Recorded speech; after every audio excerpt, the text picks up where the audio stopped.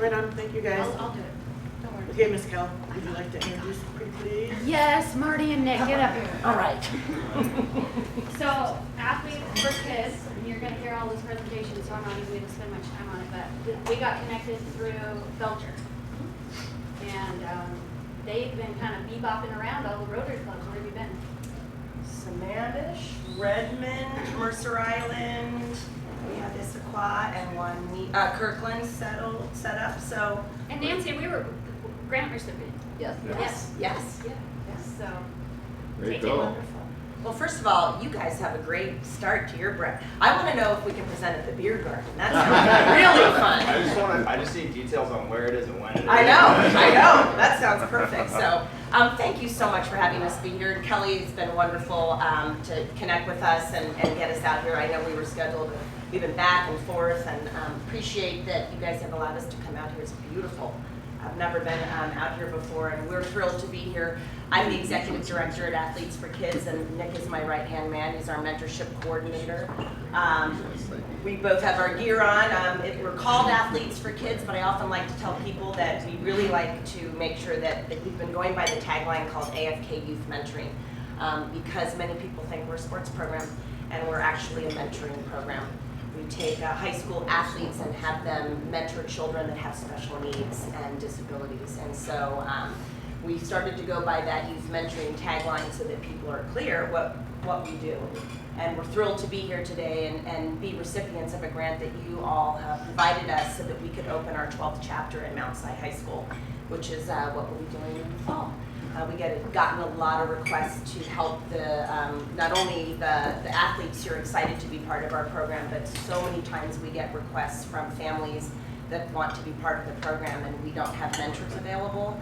And so to be able to open at Mount Si is a huge, huge deal for us. Our mission is very simple: to enhance the lives of children with special needs and the high school athletes to mentor them. And we believe that modeling acceptance, inclusion, and respect of all individuals transforms and strengthens our communities. And we believe in a community where children of all abilities are celebrated. Briefly, we started 16 years ago in Sammamish. There was a family in town who had a young boy who had a very quirky and apparent disability, and the kids were starting to make fun of him, tease him, bully him. The family had him in therapy. They had taken him to any counselors and such, and it got to the point where this young man was basically saying he didn't want to live anymore. He didn't want to go to school. He had suicidal thoughts. He was really, really in a tough place. And the dad, on a whim, went up to Skyline High School and said, "Do you have anybody?" At the time, they had an award-winning football team. He said, "Do you have anybody that will hang out with my son?" And the coach at the time said, "I do. I've got this young man named Simmy Reynolds, who at the time was the star running back." And Simmy said, "Yeah, I'll hang out with him." Went over, started hanging out at this young man's house. They'd go out in the playground, they'd be out in the cul-de-sac, and lo and behold, the other kids would show up, and the message was simple: if you want to hang out with me, Simmy, you got to hang out with my friend here too. And it was just a simple idea of friendship. And so Dad went back over to Skyline and said, "I think I got something here." And they had their first class of 4 high school mentors at Skyline.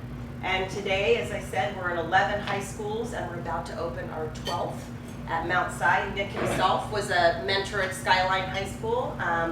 Again, that's Skyline's still our largest chapter. We have close to 45 mentors there, but growing and serving and working in all of the various communities that you see: Issaquah, Kirkland, Bellevue, Bothell, Renton, Sammamish, Snoqualmie, Mercer Island.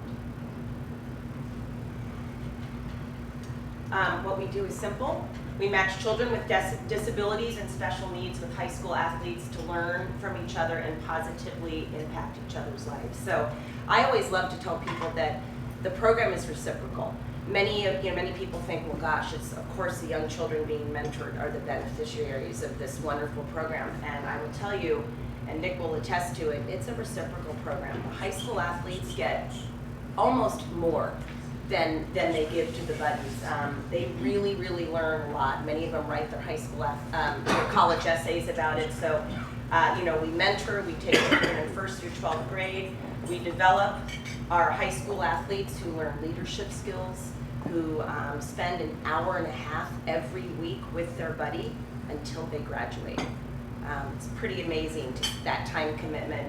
And we build inclusive communities. You know, we've got kids and mentors that are out there, and organizations such as yourself that support us and keep with that theme of building a community.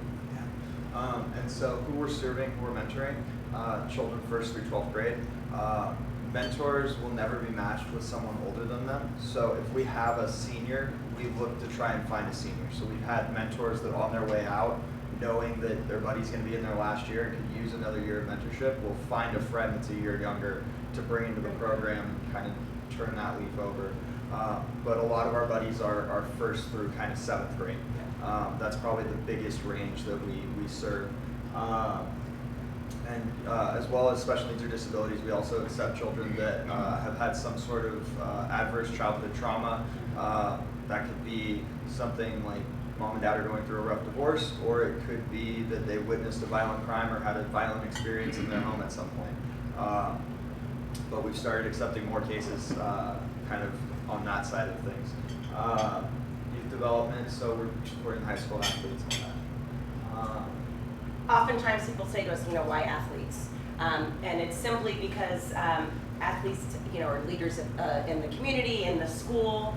They're motivated to succeed. They have obviously a commitment to their team. Many of our athletes are on 2-3 teams. So we've always kept with that model. And we found that it works. 95% of our mentors that graduate say they've gained compassion for others. And 89% say, by being a mentor, their mental health was improved. We're reading all the time now about these young men and women in high school that have such tremendous pressure that Nick and I will often hear a mentor say to us, the best time I spend is the hour and a half on a Sunday with my buddy. And we're jumping on the trampoline and playing Nerf gun wars, and we're outside, and I can be a kid again.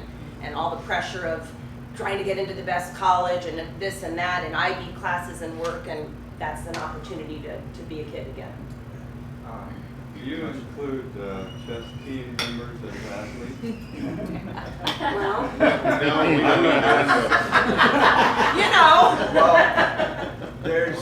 Well, there's definitely a line. Robotics club and chess club. We don't necessarily accept, but dancers, competitive dancers, anyone that goes to competition, really, we look at it case by case. Yeah. If there's someone that is in chess club and is in robotics club and maybe play baseball, but they're focusing on other endeavors in high school, but they've worked with special needs kids in the past and they are the applicant we're looking for, there could be case by case. But for the most part, we're really looking for high school athletes because of the things we talked about. The fact that they're committed, the fact that they have good communication skills because they're constantly talking with their teachers and their coaches. They have these skills kind of preset. And so that's kind of why we stick with that model. Fair enough. So if you pick a sophomore, does that sophomore stay with that student? All the way Yes. through. I would say the minimum length of a match is a year. It has to be at least a year. That's why we don't take seniors, because oftentimes we would need to have enough time to have them have at least 1 year. So mentors coming in are sophomores or juniors, and they stay matched. So many of them are matched 1, 2, almost 3 years, We've which done is that. great. Yeah. And then buddies can stay in the program and then get rematched, like I was saying, with a new mentor. So Yeah. we got some buddies that have been in the program now for 4 years, close- four times, 4 mentors. Yeah, I was gonna say Yeah. close to 12 years with their fourth mentor. Yes. How do you approach that overlap between mentor and the new mentor? That's a great question. We just had a really wonderful story. One of our mentors who's on his way to go play D1 lacrosse at University of Utah handpicked one of his buddies on his lacrosse team and said, I need you to, I think you're going to be a great fit. And he started to bring that young man over with him and they'd spend some time, and then he slowly moved out and this young man took over. So And I'd say we yeah. probably have about 10 mentorships this summer that That are we doing had. that. Yeah, Yeah. there was a senior mentor that hand selected someone to come in to Yeah. take over their match. got them into the training, got them through our whole interview process, everything like that. Yeah. And then Yes. sat down with the parents and said, I'm leaving. Do you want another mentor for your child?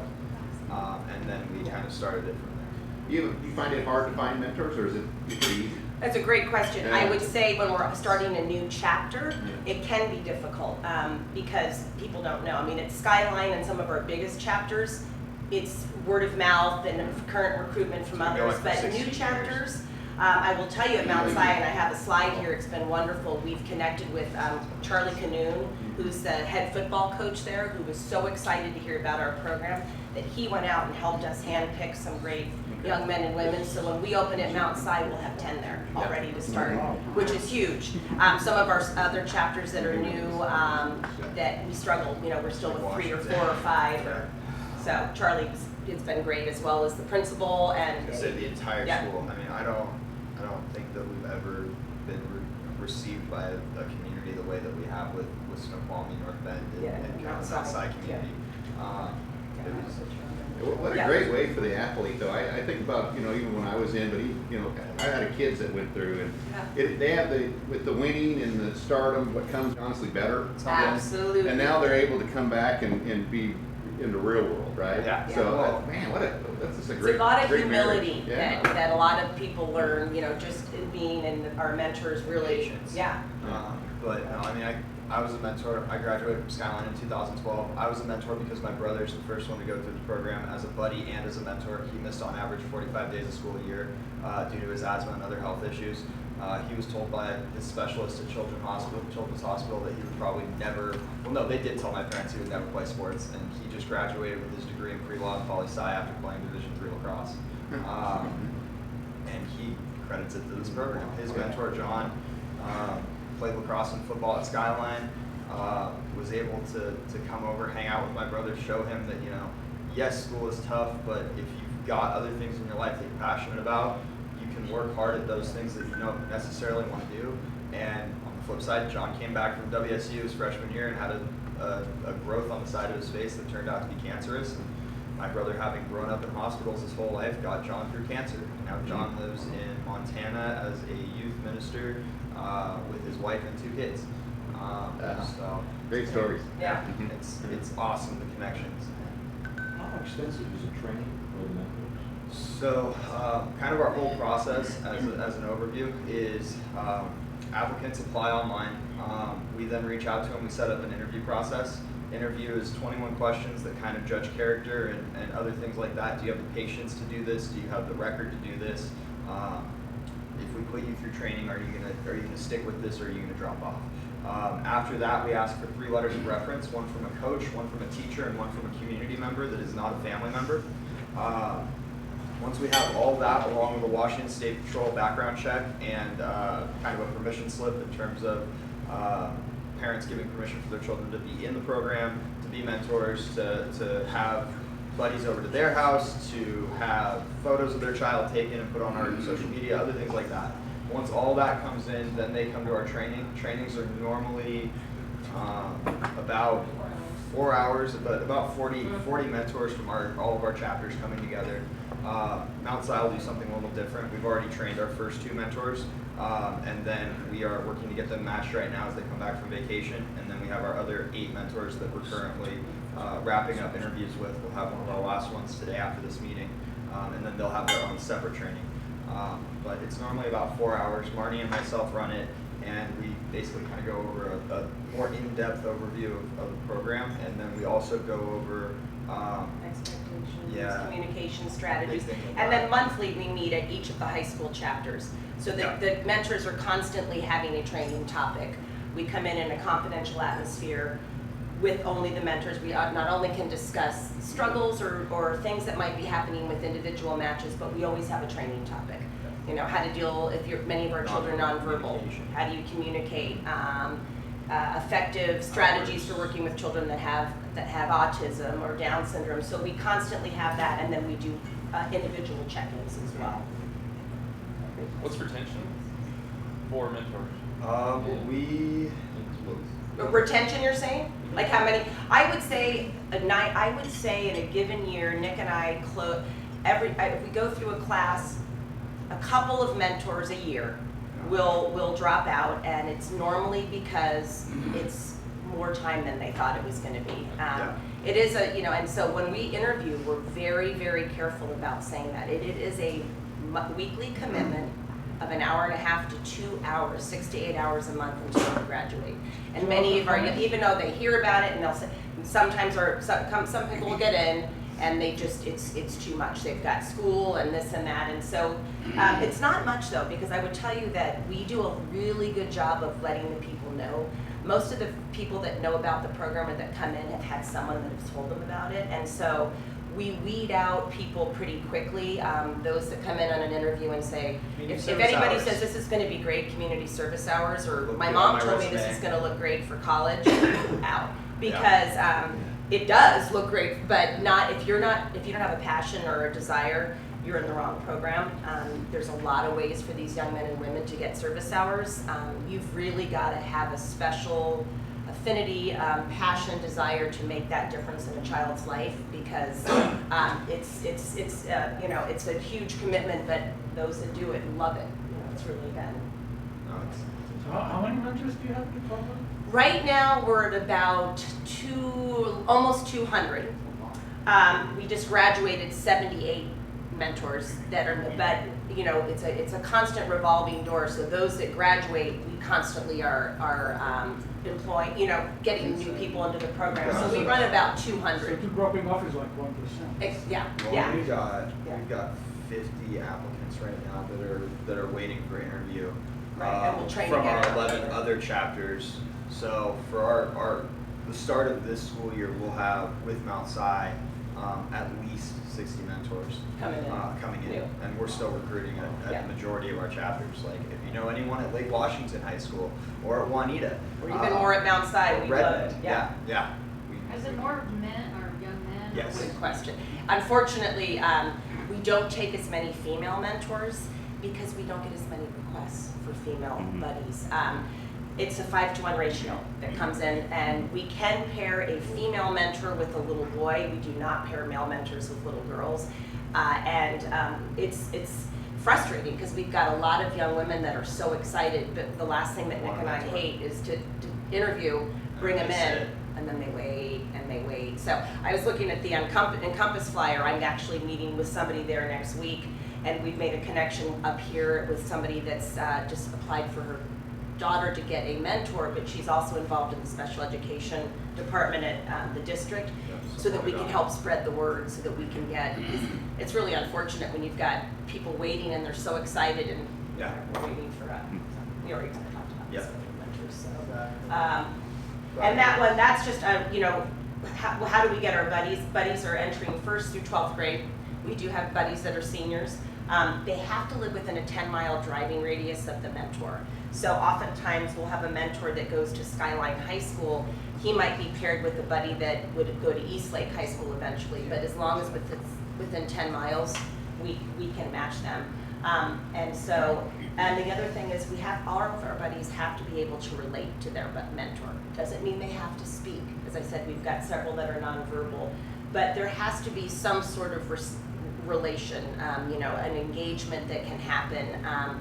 Very rarely do we not take a buddy into the program. I would say in the 5 years I've been here, maybe 1 or 2 times there's been a child that has such significant needs. It would be too much for a high schooler.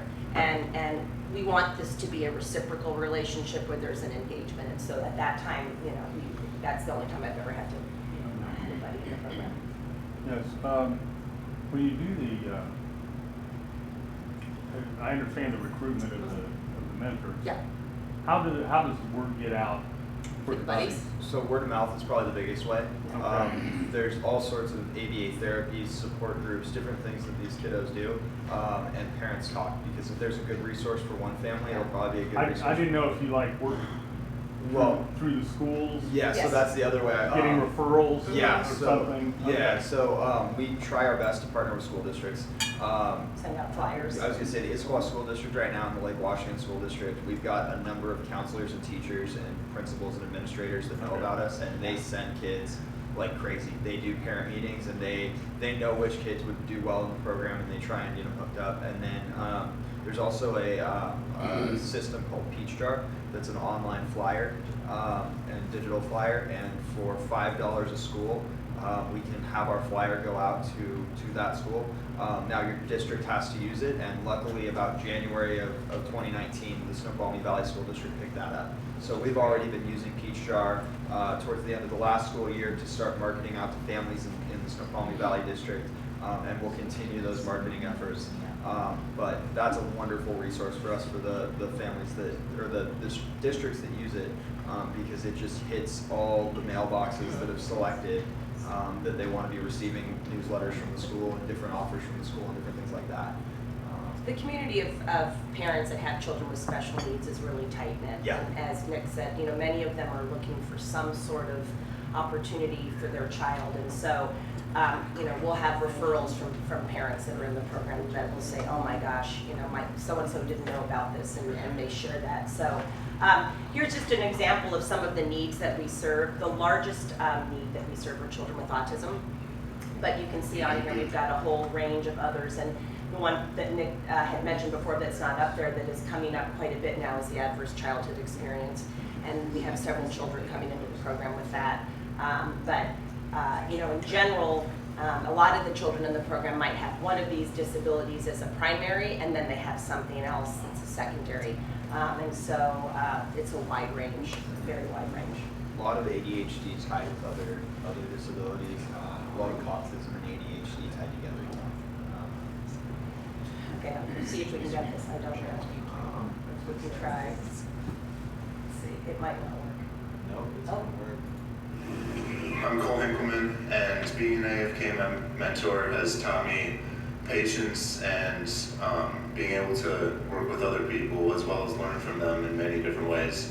And as being a mentor, I had anticipated being able to help someone and help them through whatever challenges they have, but I didn't see that I would also be able to grow from it as well.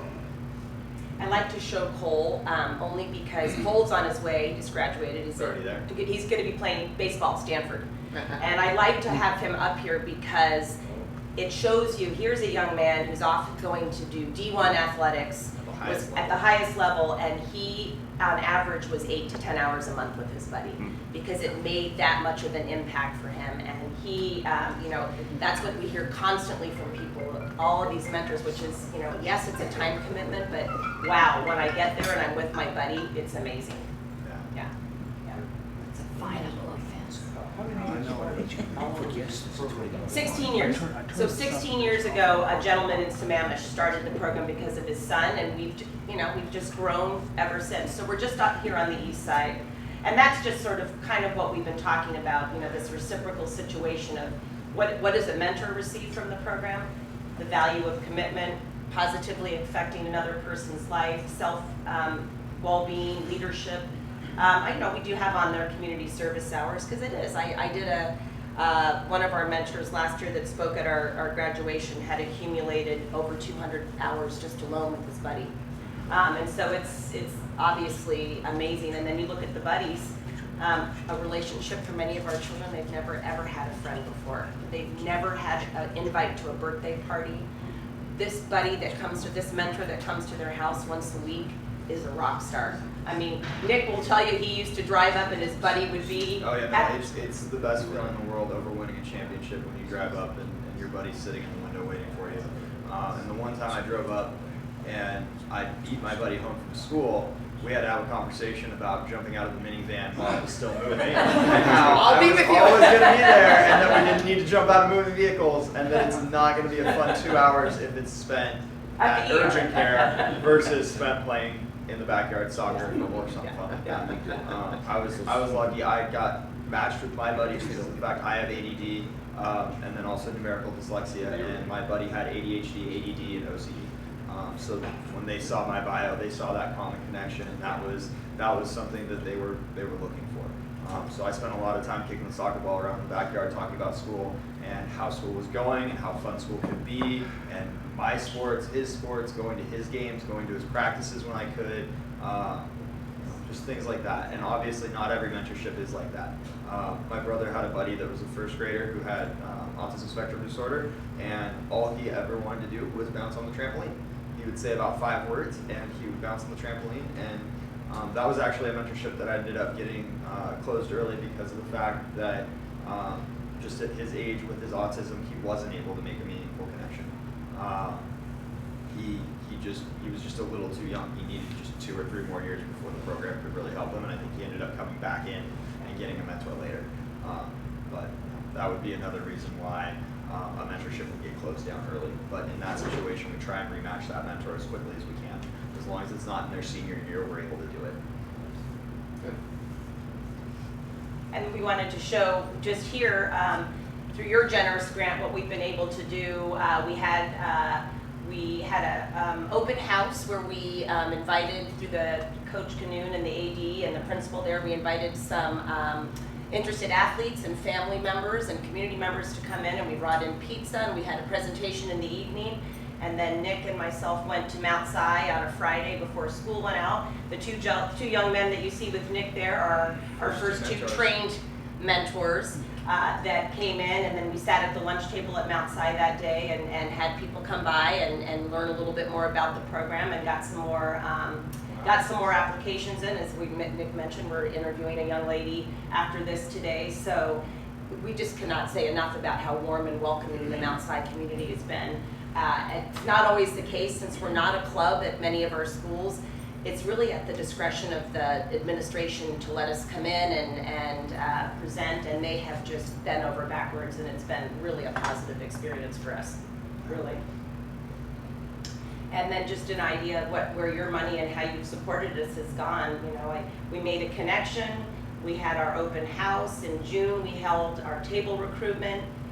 Later in June, we trained our 2. We wanted to come in with 2 already trained mentors, ready and matched, and then on August 27th, we will train another additional 8 mentors. So when we open, we'll have 10 mentors at Mount Si. The coach, it's funny, the football coach there has sort of a rivalry with the Skyline football coach.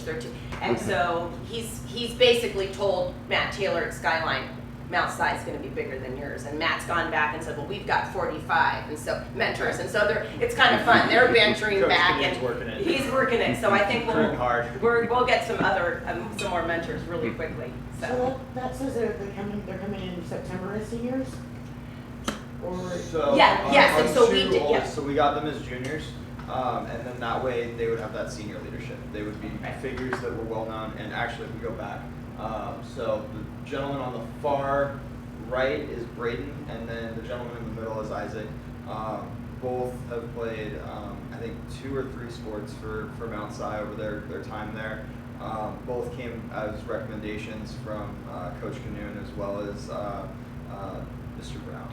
Yeah, Mr. And Brown, we took them, even though they're seniors, we took them because we had buddies waiting, so they can get matched immediately, and provide some leadership for the younger sophomores coming in.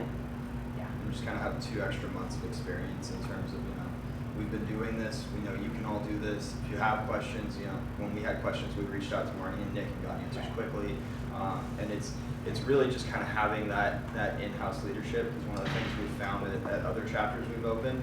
If we don't have a faculty member that understands the program, or an administrator that understands the program, as well as 1 or 2 kids that are really invested, it just doesn't work. If it's a parent trying to orchestrate it, if it's anything that's kind of an outside force other than something within the school, it doesn't blossom the way it could. So by bringing in these 2 seniors, the hope is that they're able to kind of be captains. Say, hey, everyone that's here, these are the meeting times, this is the expectation, you can do this. We've been doing it for just 2 months longer than you, but that's enough time for us to say that it's going well and you've got this.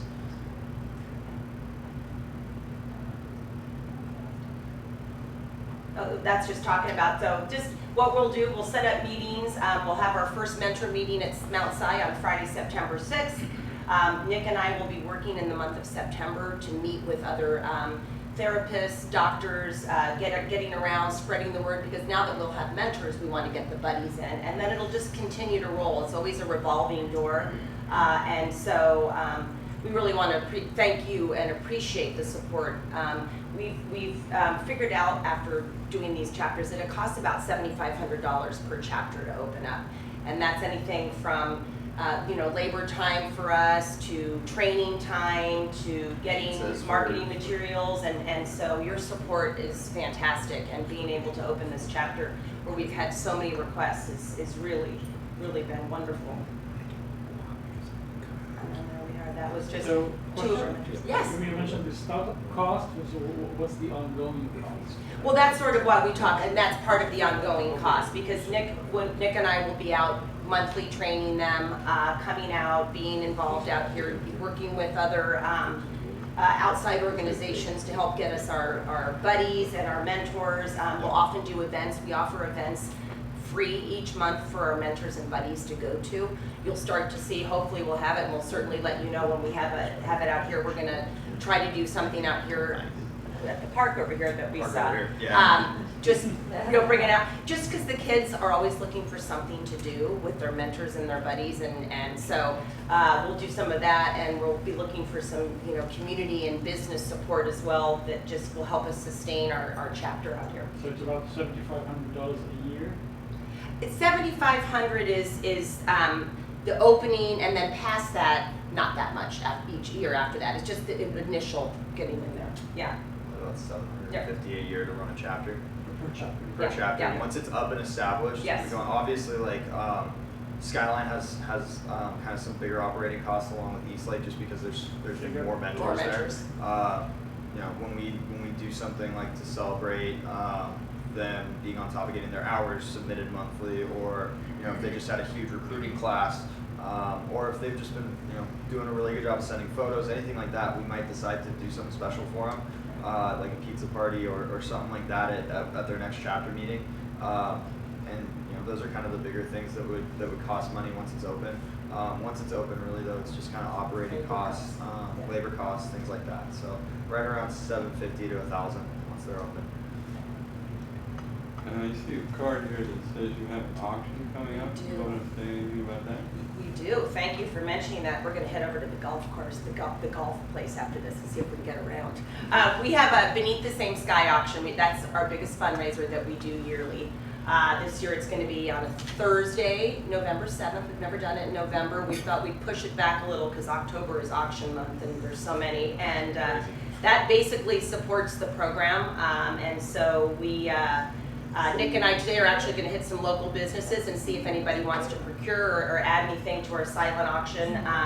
And that's, would love to have any of you attend that. We're hoping to have a Snoqualmie table or two. I know we'll be asking mentors and mentee families and some of the staff at Mount Sinai. So we really can't thank you enough for allowing us to come out here and speak today. Nick and I love the program. We're sort of, I'm the only full-time employee. Nick's right below me, and we're a small show, but we make a big impact, and we really want to thank you for your support. And if you know any high schoolers that are going to be sophomores or juniors that might be interested in our program, we've left a recruiting flyer. On the same flip side, if you know of a child or somebody that would benefit from having a mentor, please spread the word. Again, it's word of mouth, especially when we're in a new community. It's the best way to get the message out there. One quick question. Yes. I was still trying to do the math and wrap it around my head. You had mentioned something about age, and that, okay, who would not be older than who? Oh, so the buddy wouldn't be older than the mentor. So if we had a junior buddy or we had a senior buddy, we wouldn't match that mentee with a mentor that's a sophomore. We would match them with someone either the same age or older. Any other questions before we wrap up? Oh, thank you. That was All right.